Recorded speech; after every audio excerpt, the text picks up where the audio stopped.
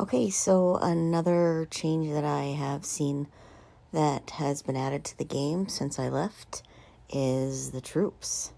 Now, not only did the game makers add T5s, which I don't have any T5s, they also added the agent troop type. So they now have three different troop types: the cowboys, the mercenaries, the agents. And then they have the sizes, like the levels of each troop type. What I'm noticing when I'm scrolling through all of the troops too is that none of the T5s on the cowboy side, mercenary or agent, have artillery as part of their coverage. So I only have T4s right now, and I'm haven't even gotten close to starting researching the T5s yet, because in order to get T5s, let's go back to home. I'm going to click on the academy, which is right here in the middle, and click on research. In order to start the advanced combat research and advanced economics, is once I get past level 27. So I have to research or construct my academy to level 27. Right now it's only at level 24. I just completed building my town itself to level 24. So it's going to take me a little bit to get going. I have signed up for the double research and double construction that they give you on the weekend pass. I do think that's really worth it. I have been using a lot of my speed ups to get up to that point. Now, going over the troops, if you guys remember that there are other troop types now. So right now it's selected on agent, so we have all the way up to T5s. Now none of the agents have artillery as one of their troop types, right?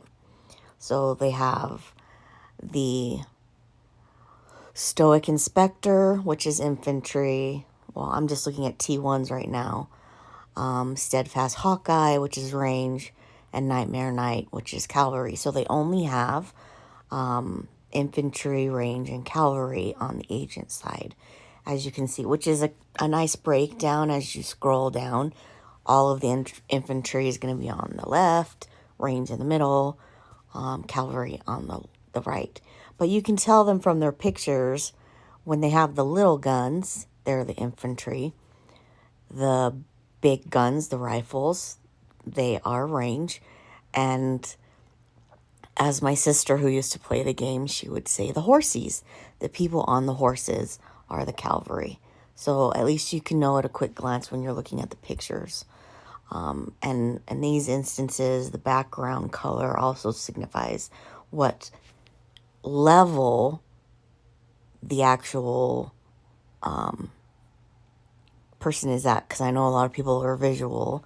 So T5s have the gold in the background, T4s have the purple, T3s have the blue in the background, T2s have the green, and T1s have kind of the dark gray.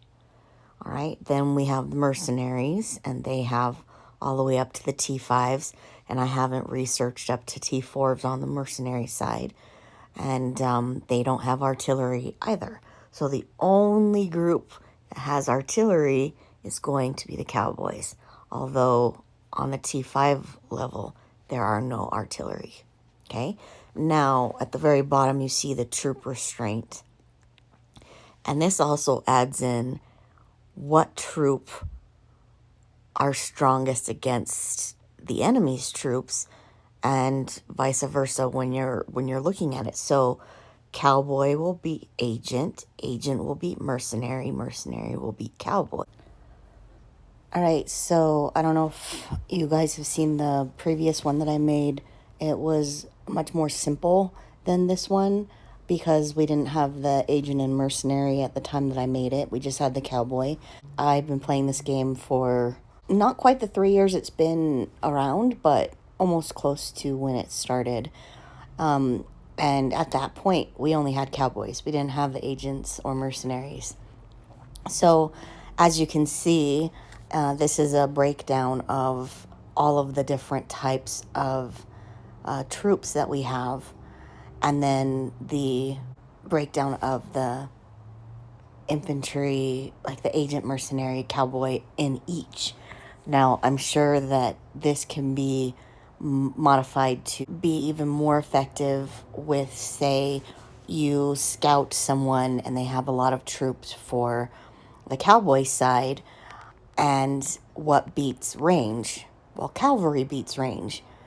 But inside of that, mercenary also beats cowboy. So if you sent a lot of mercenary cavalry to beat that person, then that would also beat them. Or you can just send the mercenary range to beat the cowboy range. So if I'm incorrect in that, please someone let me know. But that's what I've been seeing in just the Gang of Bandits that people have been playing in my alliance. So if you guys want a copy of this, feel free to reach out to me.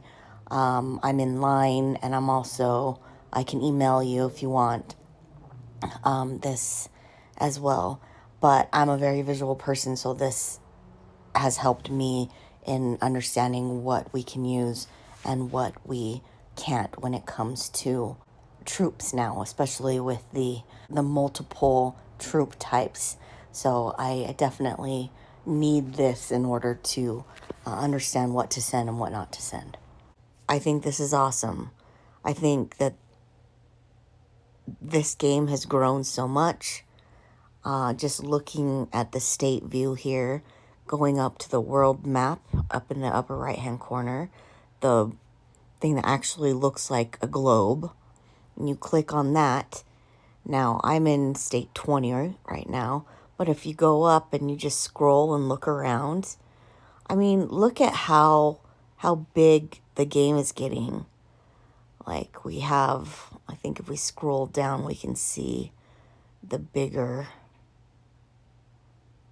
Look at that, 140. I think someone messaged me. They were in state 150 something. And I was like, wow. When I left, we had barely broke 100 states. When I left a few months ago, we had barely broke 100 states. But maybe it's just 140. But I think that's awesome that this game is growing so much. So I think it's like 140 right now is how many states we have. I mean, when the game grows like this and more players are participating, then the game can't just stay stagnant. So I'm really grateful that the game makers are aware that they need to continually keep making this game like more difficult or adding things to the game so players stay in it. So the max that your town could get at when I left was 26, I believe. Now you can build your town up to 36. And as you can see, a lot of people are still in the 20s, and some of our people in our alliance are at the 36 level. I think how was it? These guys over here, we have 2 people at 36.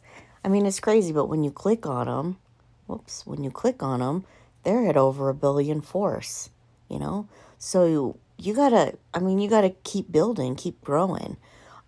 So the fact that the game makers are adding in these new things to keep the players that are current more satiated and not stagnant, that we can keep growing, it's a great thing.